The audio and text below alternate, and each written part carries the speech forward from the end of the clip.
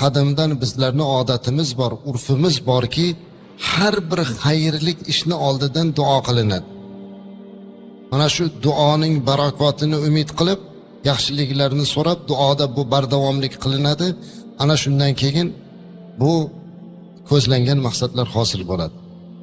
Payg'ambarimiz alayhisolatu vassalam payg'ambar edilar, lekin doimiy duoda edilar.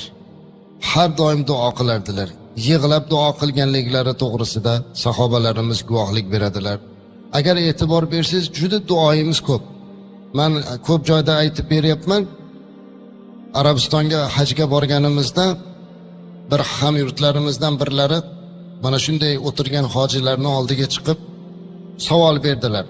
Hozir shunday bir davlatda yashayapsizlarki, dunyoda O'zbekistondaqa tinch osoyishta, dunyoda O'zbekistondaqa go'zal diyor yo'q. Biz shu vatanda ota bobomiz tug'ilgan-u, ammo biz bu vatanda yashashlik baxtini ko'rmadik, lekin o'zbek ekanligimizdan doim faxrlanamiz.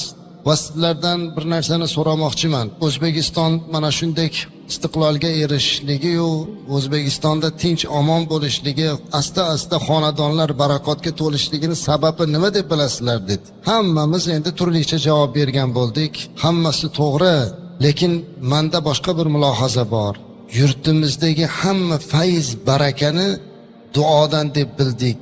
Faqatgina bizni yurtdagina duo qilish saqlanib qolgan, arablarda ham duo qolmagan deb o'sha odam aytdi.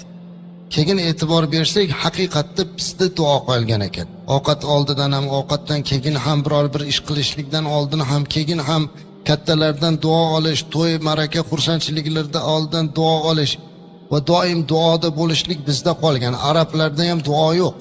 Ovqat yeydi, turib ketaveradi. Biz duo qilsak hayron bo'lib qaraydi. Hatto namozdan keyin ham o'tirib biz asodil duo qilamiz. Ular salom berib turib ketaveradi. Kamdan kam holatida ba'zilarning duolarini ko'ramiz. Lekin umumiy holatda duo qilishlikdan chiqib qolingan.